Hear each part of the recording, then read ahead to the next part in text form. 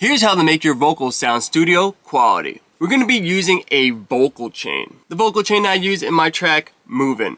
So let's take a listen to what this vocal sounds without a vocal chain. Breaking it down.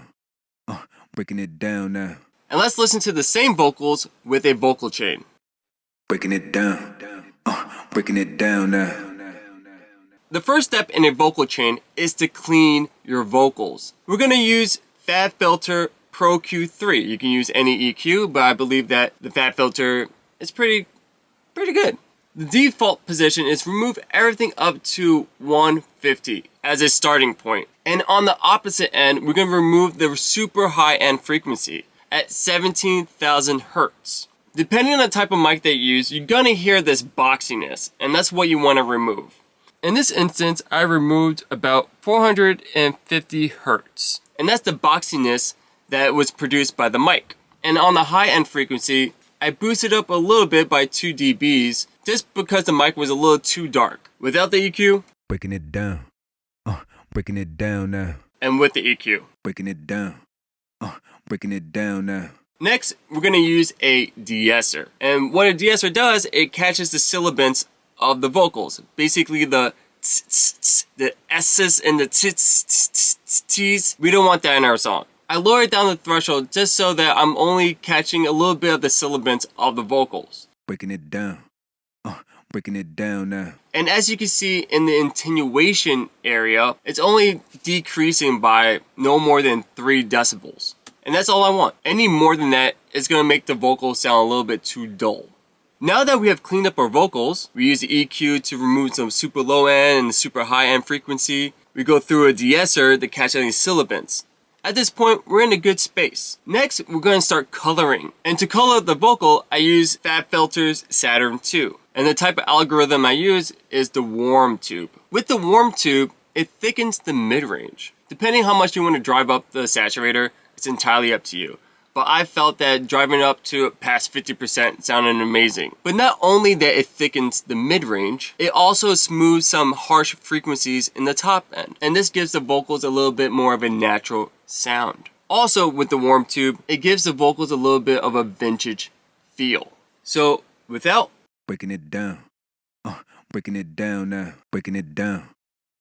Breaking it down now. Next, we're going to go through another saturator, and we're going to use Ableton's A Bit Warmer, which is a preset of the saturator. And with the bit warmer, it enhances the presence of the vocals, as well as providing a little bit more warmth. So without, Breaking it down. Breaking it down now. and with.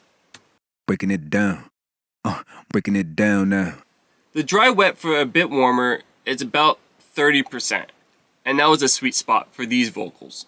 And next, I'm using another de-esser, and this de-esser is the just in case we added some harshness on the high end frequency. Next, we're going to pass these vocals through another EQ. And the purpose of this EQ is to shape it in context of your song. Never, never, never, never EQ in solo.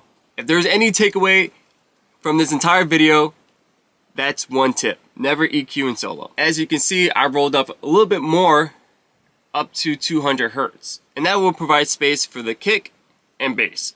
Breaking it down. Breaking it down now. Move to the left. Move to the right.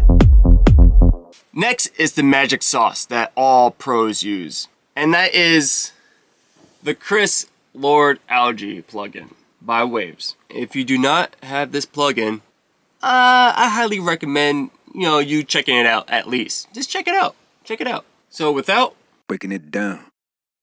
Breaking it down now. and with. Breaking it down. Breaking it down now. So these are my settings. Feel free to pause this video, screenshot, and use it for your own vocal chain. Alright guys, we're almost there. You still with me? Alright, next we have a compressor. These vocals went through effects. Now I want to close the dynamic range, but not by too much. The settings are set to default, with everything at 12 o'clock, the attack at 1, the release at 0.6, and the ratio at 4. Breaking it down. Breaking it down now. I don't want anything more than -5 gain reduction, then it'll sound too compressed. I still want to preserve some dynamics. And lastly, like everything in dance music, we're gonna sidechain it to a sidechain channel. Breaking it down. Alright guys, that's the vocal chain. Use it. It's gonna sound great with your vocals. Let's go through step by step. Take your time. Alright guys, use this vocal chain and I'll catch you in the next video. See ya! Ever dream of playing shows around the world? That dream starts in the studio by finishing your tracks. Because without releases, there are no gigs. If you are ready to take your production to the next level and start building momentum, I can help. Hit the link in my bio and let's start finishing music.